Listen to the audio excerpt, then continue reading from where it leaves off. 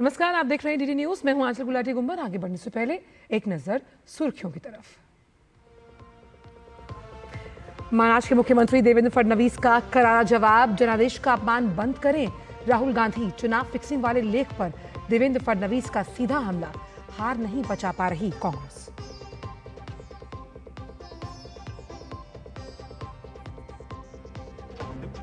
केंद्रीय गृह मंत्री अमित शाह तमिलनाडु के दौरे पर मदुरई में भाजपा कोर मीटिंग कमेटी की बैठक की अध्यक्षता करेंगे। राज्य, जिला, मंडल स्तर की पार्टी पदाधिकारियों से की मुलाकात।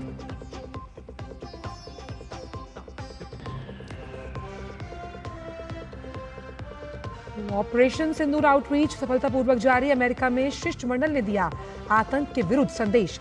रविशंकर प्रसाद की अगुवाई वाला सर्वदलीय प्रतिनिधिमंडल की हुई स्वदेश वापसी।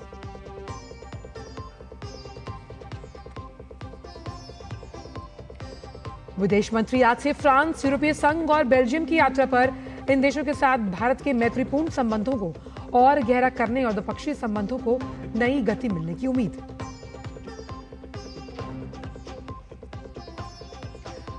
और फ्रेंच ओपन पुरुष वर्ग का फाइनल आज। यानिक सिनर और कार्लोस अल्काराज होंगे आमने सामने।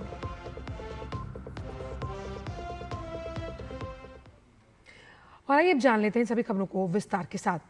महाराष्ट्र विधानसभा चुनाव और उसके नतीजों को लेकर महीनों बाद सियासी संग्राम एक बार फिर छिड़ गया। राहुल गांधी ने आर्टिकल लिखकर धांधली का आरोप लगाया। अब राहुल गांधी के आर्टिकल का जवाब आर्टिकल से ही दिया गया। दरअसल महाराष्ट्र के मुख्यमंत्री देवेंद्र फडणवीस ने कांग्रेस नेता राहुल गांधी की ओर से हाल ही में एक अखबार में लिखे गए लेख का जवाब देते हुए तीखा हमला बोला। अपने लेख में देवेंद्र फडणवीस ने न केवल राहुल गांधी के आरोपों को निराधार बताया, बल्कि उनकी मंशा और कांग्रेस की कार्यशैली पर भी सवाल उठाए। देवेंद्र फडणवीस ने कहा कि महाराष्ट्र में हुई पराजय राहुल गांधी को कितनी गहराई से चुभी है, इसका मुझे भली भांति एहसास है। लेकिन अगर राहुल गांधी लगातार किसानों, हमारी बहनों और आम जनता के जनादेश का अपमान करते रहेंगे तो जनता राहुल गांधी को कभी माफ नहीं करेगी। उन्होंने राहुल गांधी के लेख को जनता को भ्रमित करने की कोशिश करार दिया और सुझाव दिया कि कांग्रेस नेता को हार स्वीकार कर आत्ममंथन करना चाहिए। सरकार ने मार्च 2026 तक नक्सल मुक्त भारत का लक्ष्य रखा। मुझे नहीं लगता कि ये लक्ष्य संभव है। ये बात समझनी होगी कि हथियार उठाने वाले नक्सली जो हैं उन्हें खत्म करना एक हद तक आसान होता है, लेकिन भारत की सभी संवैधानिक संस्थाओं पर सवाल उठाने वाली अर्बन नक्सलवाद नाम की व्यवस्था से हमें लंबा संघर्ष करना पड़ेगा। महाराष्ट्र विधानसभा चुनाव को लेकर चुनाव आयोग ने समय समय पर जवाब दिए हैं। फडणवीस ने राहुल गांधी के भारत जोड़ो अभियान को भी निशाने पर लिया। उन्होंने इसे जोड़ो की जगह तोड़ो अभियान करार दिया, जो संवैधानिक संस्थाओं जैसे सुप्रीम कोर्ट और चुनाव आयोग के खिलाफ गलतफहमियां फैलाता है। राहुल गांधी के मतदाता संख्या में वृद्धि को फर्जी बताने के आरोप पर फडणवीस ने तथ्यों के साथ जवाब दिया। फडणवीस ने बताया कि 40,81,229 नए मतदाताओं में से 26,46,608 युवा मतदाता थे। चुनाव आयोग ने 24 दिसंबर 2024 को कांग्रेस के वकील ओमर हुड्डा को 60 पन्नों का पत्र भेजकर सभी सवालों के जवाब दिए थे। फडणवीस ने कहा कि 2014-2019 में 63 लाख, 2009 से 2014 में 75 लाख और 2004 से 2009 में 1 करोड़ नए मतदाता जुड़े थे। इसलिए 2024 में मतदाता वृद्धि को चमत्कार बताना गलत है। वोटिंग प्रतिशत में वृद्धि के सवाल पर फडणवीस ने कहा कि प्रति घंटे औसतन 5.83% मतदान हुआ और अंतिम घंटे में 7.83% मतदान कोई असामान्य बात नहीं है। उन्होंने 2024 लोकसभा चुनाव के आंकड़े पेश किए, जिसमें दूसरे चरण में वोटिंग 7.96% से बढ़कर 66.71% हुई और उस समय कांग्रेस ने जीत हासिल की थी। राहुल गांधी के 85 विधानसभा क्षेत्रों में अतिरिक्त मतदाताओं के दावे पर फडणवीस ने कहा कि अंतिम घंटे में 17,70,867 मतदाताओं ने वोट डाला, जो प्रति मिनट 97,103 वोट के औसत से हुआ।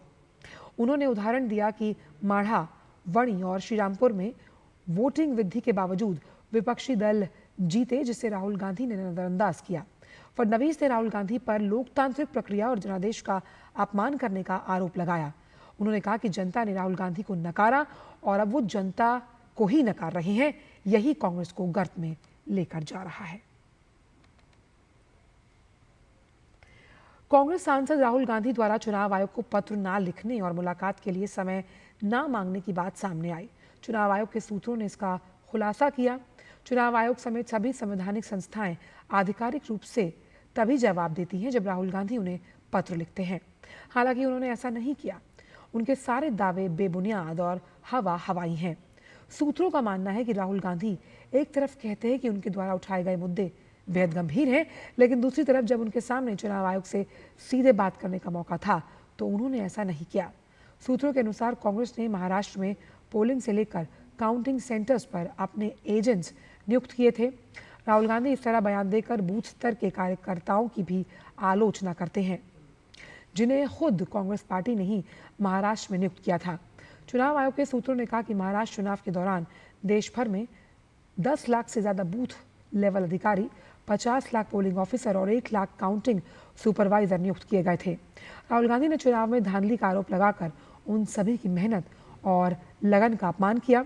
राहुल गांधी ने सीसीटीवी फुटेज की मांग कर चुनाव आयोग के सूत्रों ने यह कहा कि चुनाव आयोग के नियमों के अनुसार किसी भी चुनाव का सीसीटीवी फुटेज चुनावी याचिका के माध्यम से हाईकोर्ट में ही देखा जा सकता है। मतदाताओं की निजता के अधिकार की सुरक्षा करने के लिए ये नियम बनाया गया है। राहुल गांधी मतदाताओं के अधिकारों से छेड़छाड़ नहीं कर सकते। आपको बताएं कि राहुल गांधी ने हाल ही में सोशल मीडिया प्लेटफॉर्म एक्स पर पोस्ट शेयर करते हुए महाराष्ट्र समेत सभी विधानसभा और लोकसभा चुनावों में धांधली का आरोप लगाया। राहुल गांधी का कहना था कि 2024 के महाराष्ट्र विधानसभा चुनाव में मैच फिक्सिंग हुई थी।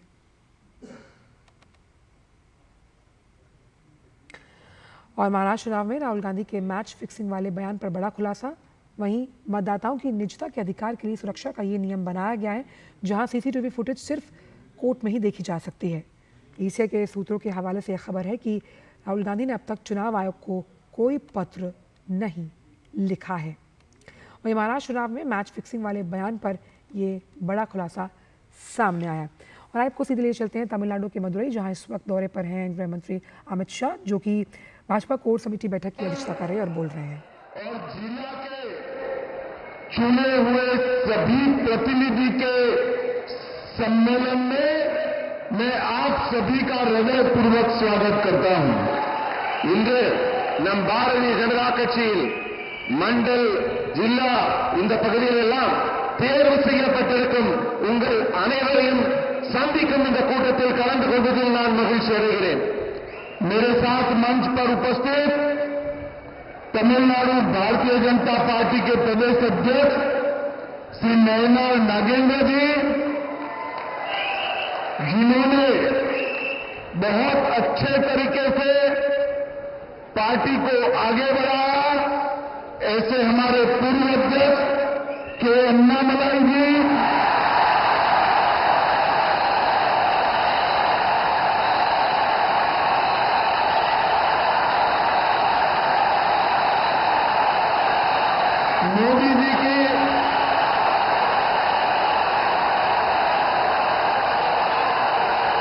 मोदी जी के मंत्री परिषद में मेरे साथी डॉक्टर एल मुरुगन जी,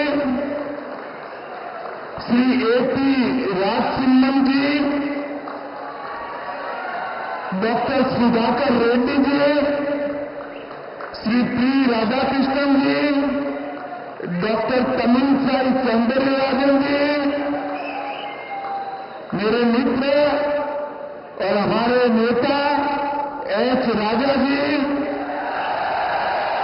बहन वानती श्रीनिवासन जी, श्री चक्रवर्ती जी, श्री रामा श्रीनिवासन जी, श्री वीपी दुरईसामी जी, श्री एसआर शेखर जी, श्री पी कार्तिकेय जी, डॉक्टर के पी रामलिंगम जी, एल मुरुगनानंद जी, के एस नरेंद्र जी, और आज तमिलनाडु के कोने कोने से आए हुए मेरे देव दुर्लभ कार्यकर्ताओं को मेरा नमस्कार प्रणाम।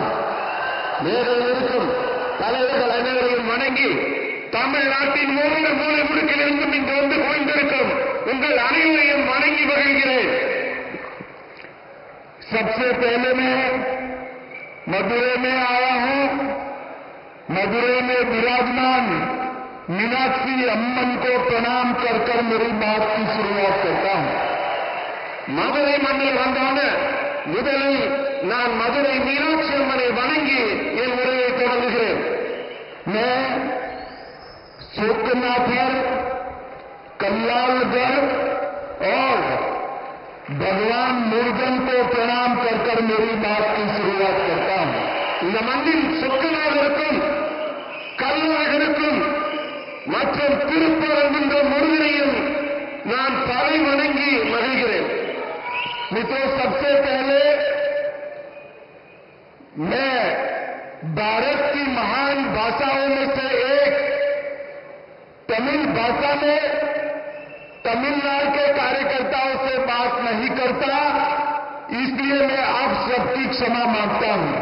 தமிழ்நாட்டுக்கு வந்து தமிழ் மக்களாகிய உங்களை சந்திக்கும் போது நம்முடைய பெருமைக்குரிய தமிழ் மொழியில் உங்ககிட்ட பேச முடியவில்லையே என்று என் வருத்தத்தை நான் உங்களிடம் தெரிவித்துக் கொள்கிறேன்.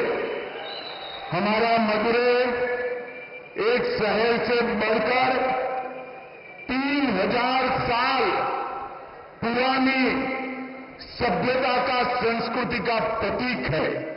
நம்முடைய மதுரை சாதாரண நகரம் அல்ல, 3000 ஆண்டுகால வரலாற்று பெருமை கொண்ட மிக முக்கியமான புனித இடம். मैं यहां आया हूं तब महान स्वतंत्रता सेनानी पशुपति पुन्नम मधुरालिंगम थेवर जी को भी प्रणाम करता हूं. இந்த மண்ணின் நாயகராக விளங்கிய பசும்பொன் முத்துராமலிங்க தேவர் ஐயாவையும் நான் வணங்குகிறேன்.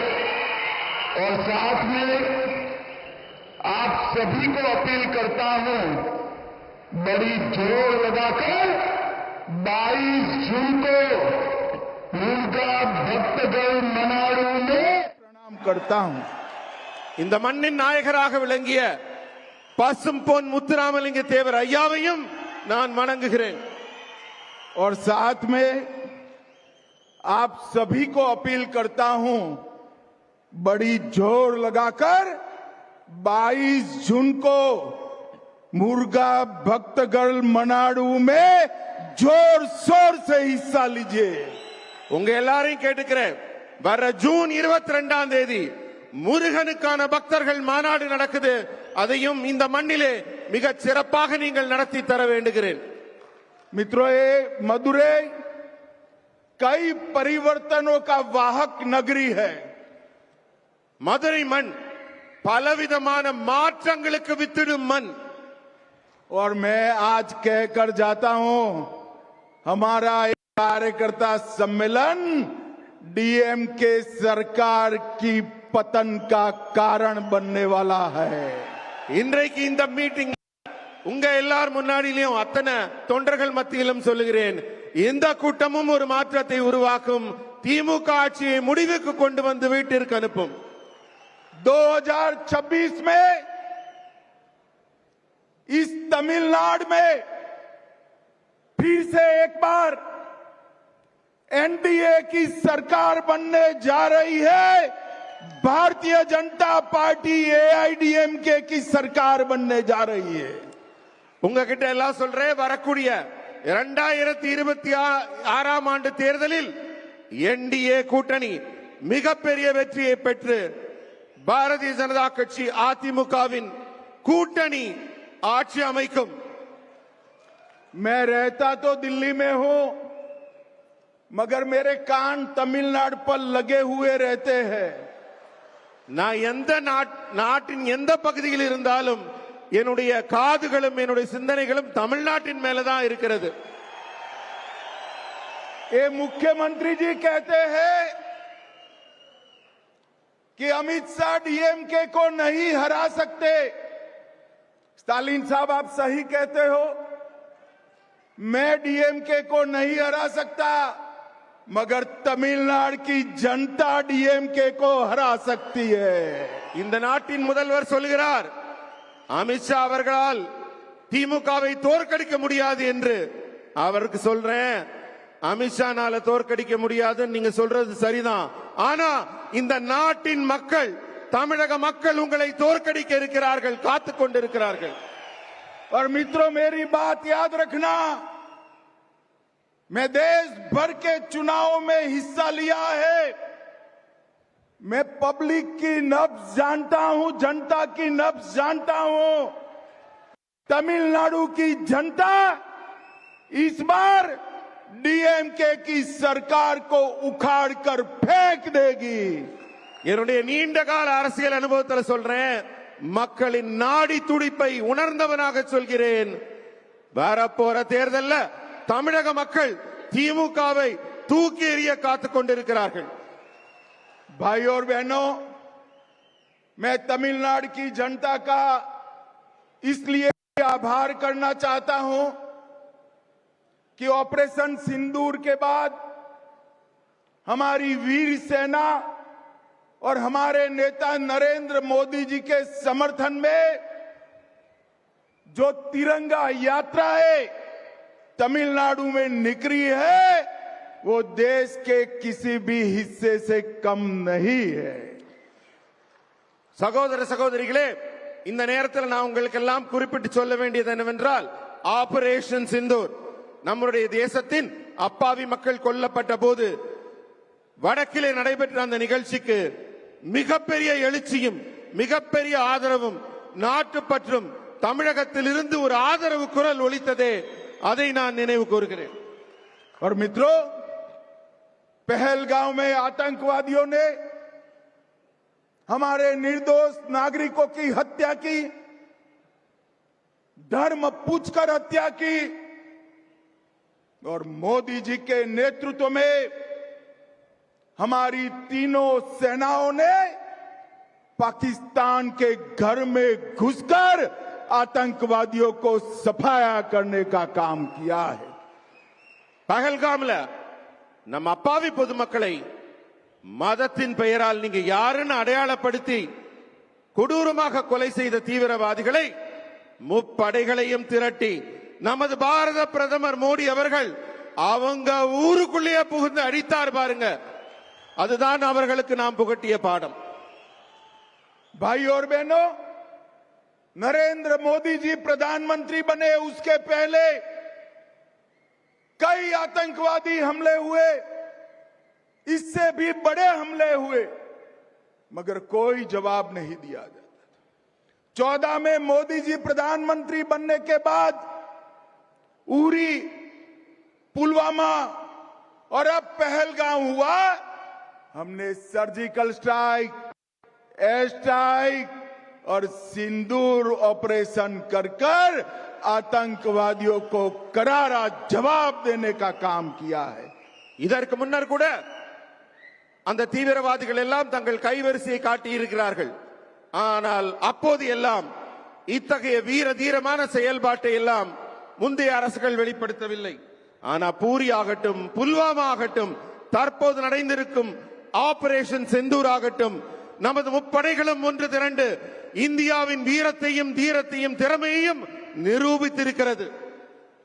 पाकिस्तान के अंदर 100 किलोमीटर अंदर जाकर आतंकवादियों के हेडक्वार्टर को जमींदोस्त करने का काम हमारी वीर सेना ने किया है।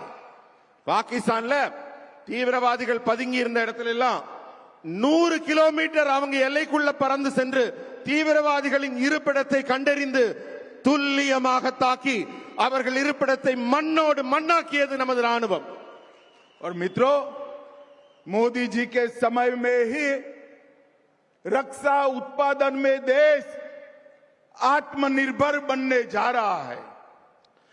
மோடி அவர்களின் ஆட்சியிலே எல்லா முன்னேற்றங்களும் எப்படி இருக்கிறதோ அதுபோல ராணுவத்திலும் கூட ஆத்மநிர்பர் என்று சொல்லக்கூடிய தன்னிறைவான ஒரு நிலை ஏற்பட்டிருக்கிறது. அதனால் தான் மிகச் சிறப்பாக செயல்பட்டு இருக்கிறோம். और जब रक्षा क्षेत्र में आत्मनिर्भरता की बात करते हैं तो पूरे देश का युवा कावेरी इंजन का नाम बड़े गर्व के साथ लेता है। ஆபரேஷன் சிந்தூரின் வெற்றியை பற்றி எல்லாம் நாம் எல்லாம் பேசிக் கொண்டிருக்கும் இந்த வேளையிலே இந்தியாவின் வான்வெளி சாதனையை பற்றி சொல்ல வேண்டும்.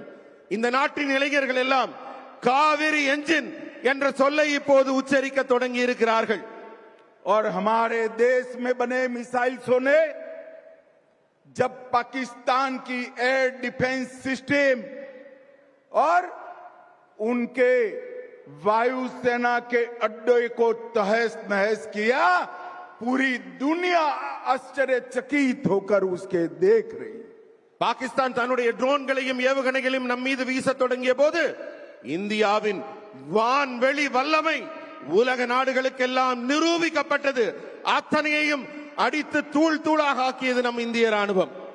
भाई और बहनों, मोदी जी ने स्पष्ट कहा है कि ऑपरेशन सिंदूर समाप्त नहीं हुआ है। आगे पर भी अगर कोई गोली चलाएगा तो उसका जवाब गोले से दिया जाएगा। மோடி அவர்கள் சொல்கிறார்கள், ஆபரேஷன் சிந்தூர் இன்னும் முடியலங்க. மறுபடி தீவிரவாதிகள் வாலாட்டினால் அவர்கள் இடத்திற்குள் புகுந்து வீடு புகுந்து தாக்கி அவர்கள் அழிக்கப்படுவார்கள் என்பதை இந்த நேரத்திலே நான் நினைவூட்டுகிறேன். भाई और बहनों, 2024 का साल भारतीय जनता पार्टी के कार्यकर्ताओं के लिए एक मील का पत्थर है, माइलस्टोन है। மக்களே, இப்ப வரக்கூடிய 26ஆம் ஆண்டு தேர்தல் பாரதிய ஜனதா கட்சியின் ஒவ்வொரு தொண்டருக்கும் மிக மிக முக்கியமான உயிர்ப்பான அவசியமான ஒரு களமாகும். 2024 में ही मोदी जी तीसरी बार इस देश के प्रधानमंत्री बने हैं, लगातार तीसरी बार। அதே போல 2024ஆம் ஆண்டும் நமக்கெல்லாம் மிக முக்கியமானது. அப்போதுதான் நமது பாரத பிரதமர் மோடி அவர்கள் 3வது முறையாக இந்த நாட்டின் பிரதமராக பதவியேற்றுக் கொண்டார். और 2024 में ही ओडिशा में पहली बार पूर्ण बहुमत की भारतीय जनता पार्टी की सरकार बनी। 2024ல தான் ஒரிசா மாநிலத்தில் முழு பலத்தோட முழு மெஜாரிட்டியோட பாரதிய ஜனதா கட்சியின் ஆட்சி அங்கு அமைந்தது. हरियाणा में लगातार तीसरी बार सरकार बनी। ஹரியானாலையும் அதே போல மிகப்பெரிய வெற்றியை அங்கு 3வது முறையாக பதிவு செய்யப்பட்டது. और महाराष्ट्र में अब तक की सबसे बड़ी विजय बनाकर भारतीय जनता पार्टी की सरकार बनी।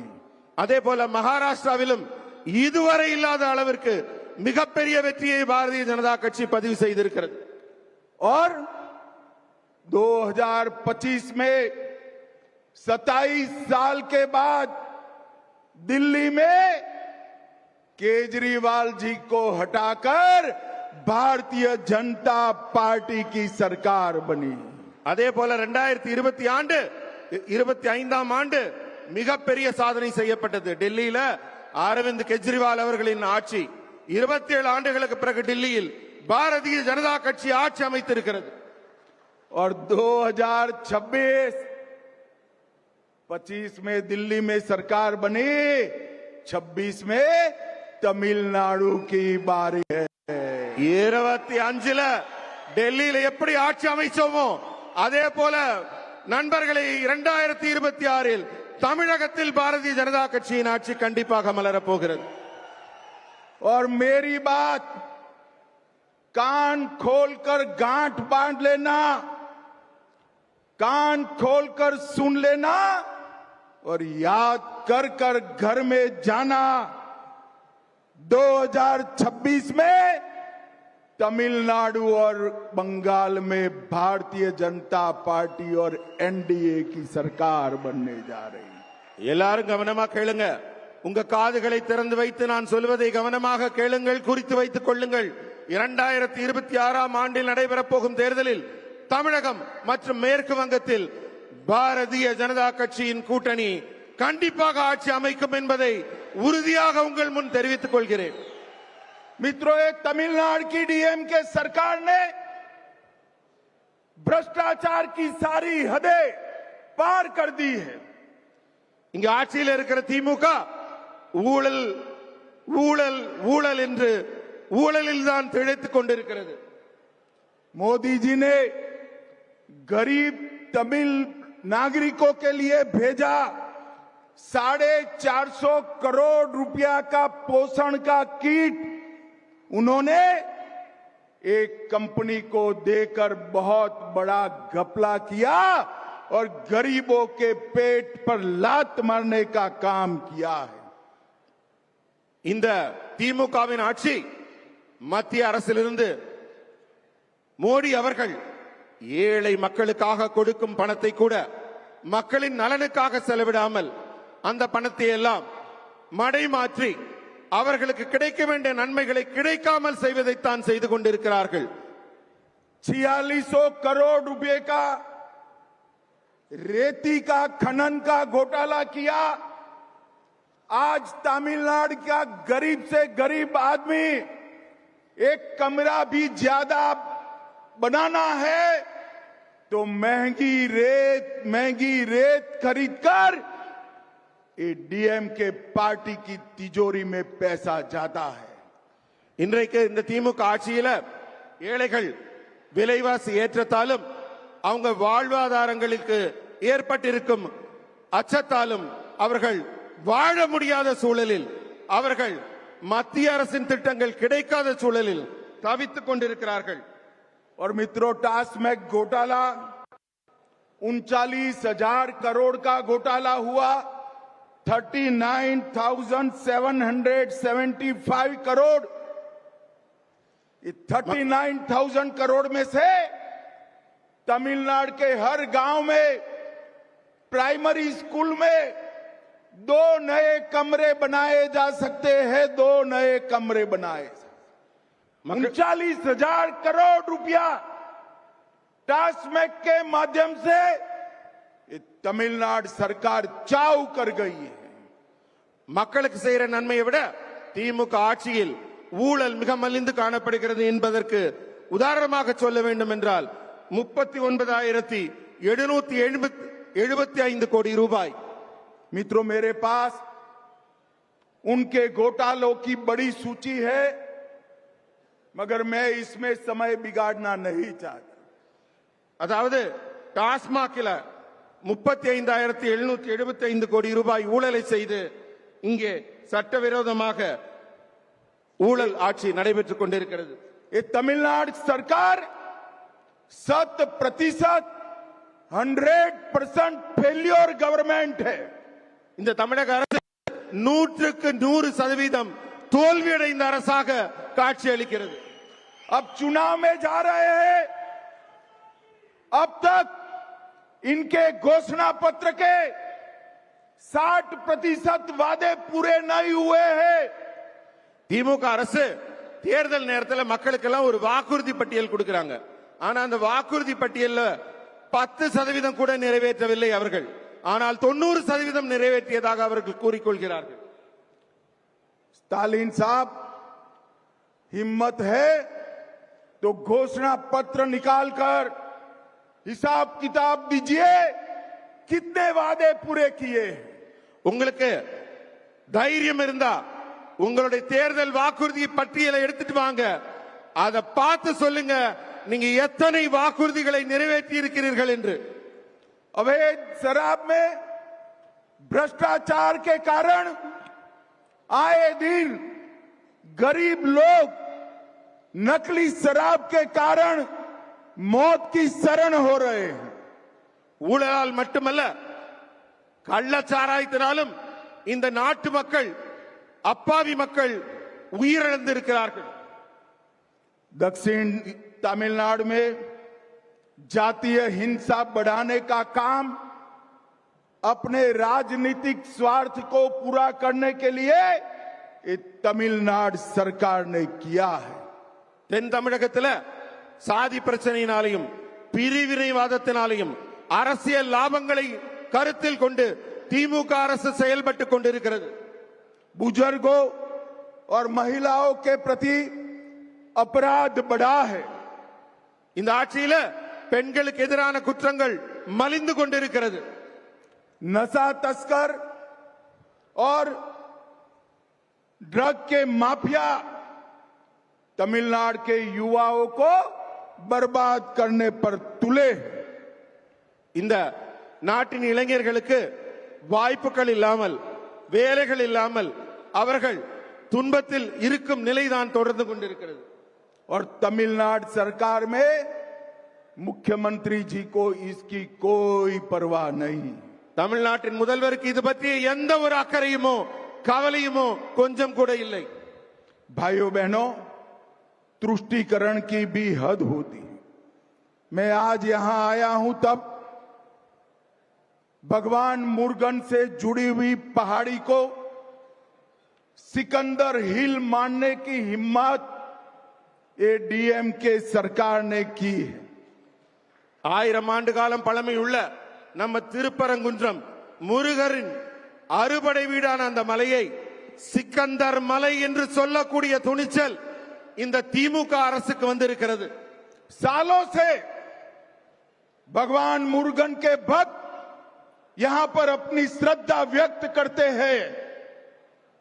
பல ஆயிரம் ஆண்டுகளாக முருக பக்தர்கள் வழிபட்டு வந்த வழிபாட்டு தலத்தை இதுபோல அரசியல் லாபம் கருதி பிரிவினைவாதம் கருதி இந்த அரசு செயல்படுத்தி வருகிறது.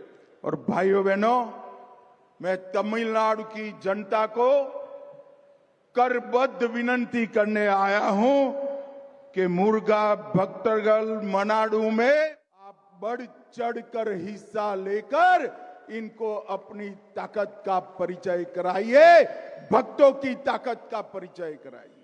நான் உங்ககிட்ட எல்லாம் அன்போடு வேண்டிக் கொள்வதெல்லாம் வர ஜூன் 22ஆம் தேதி முருக பக்தர்கள் மாநாடு நடக்குது.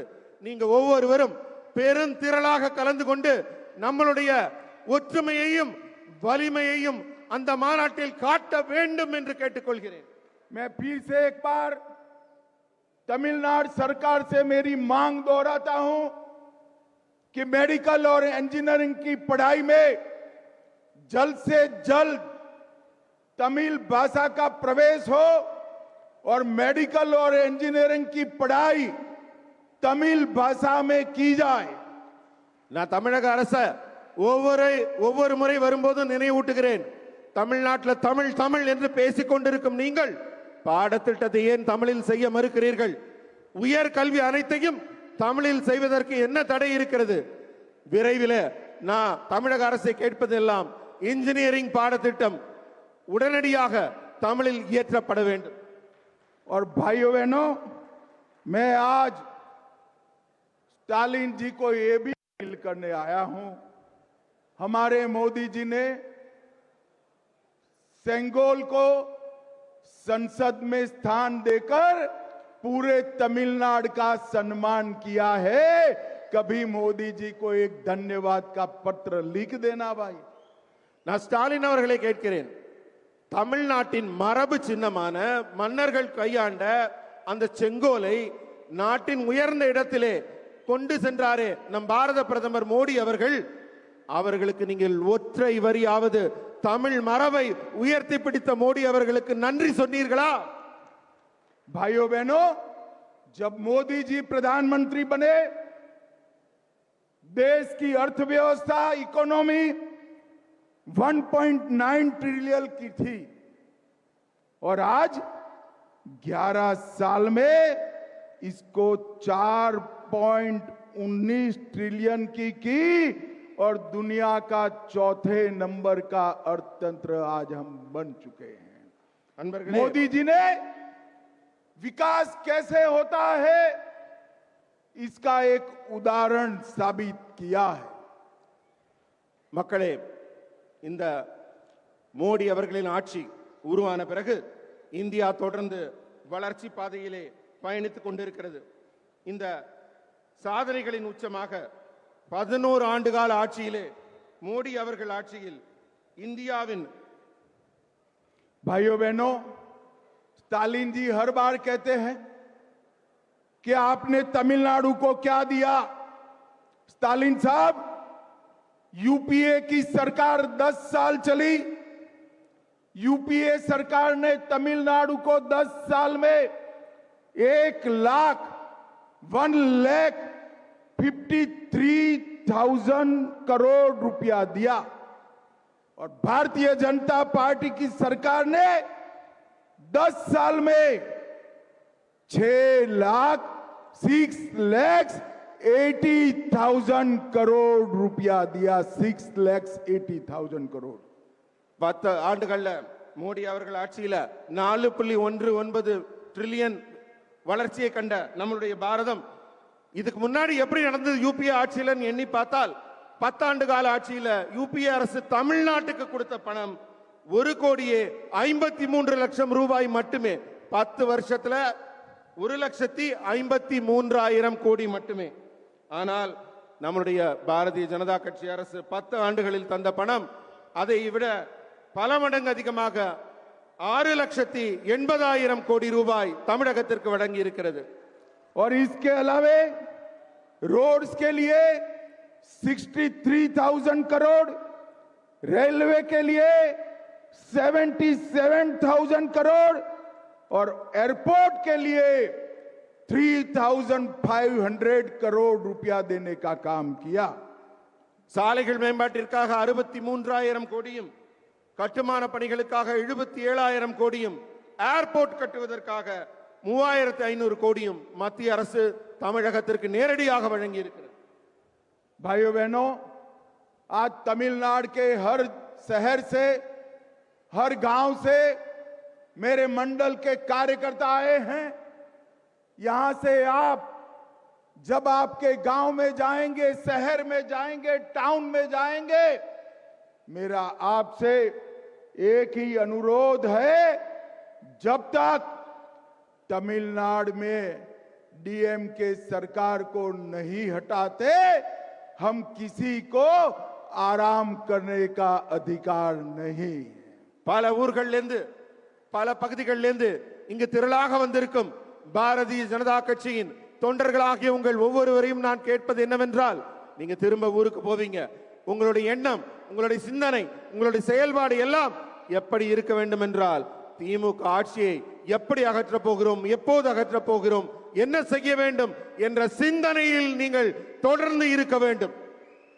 और मित्रों, इस बार हमने तय किया है कि 2026 का चुनाव भारतीय जनता पार्टी एआईडीएमके के साथ मिलकर लड़ेगी, एनडीए के साथियों के साथ मिलकर लड़ेगी.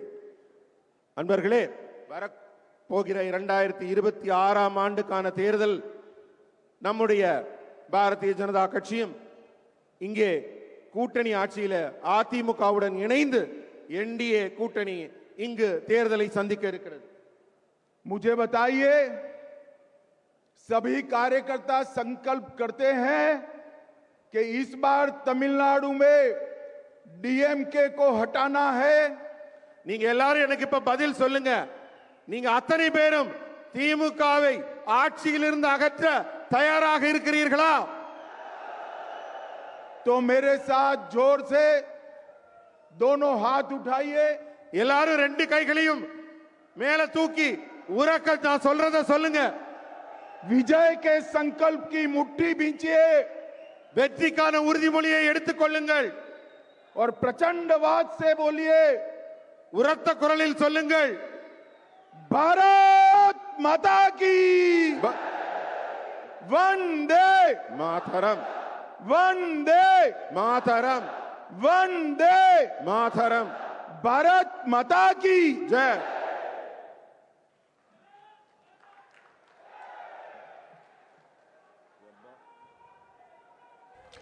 तो तमिलनाडु के दौरे पर हैं गृह मंत्री अमित शाह, जहां उन्होंने भाजपा कोर कमेटी बैठक की अध्यक्षता की। साथ ही वहां राज्य, जिला, मंडल और उन तमाम जो पदाधिकारी हैं उनसे मुलाकात की और साफ तौर पर कहा कि 2026 का चुनाव एआईएडीएमके के साथ मिलकर भाजपा लड़ेगी। बढ़ते हैं आगे। केंद्रीय मंत्री चलिए फिलहाल समाचारों में इतना ही, दीजिए इजाजत, नमस्कार।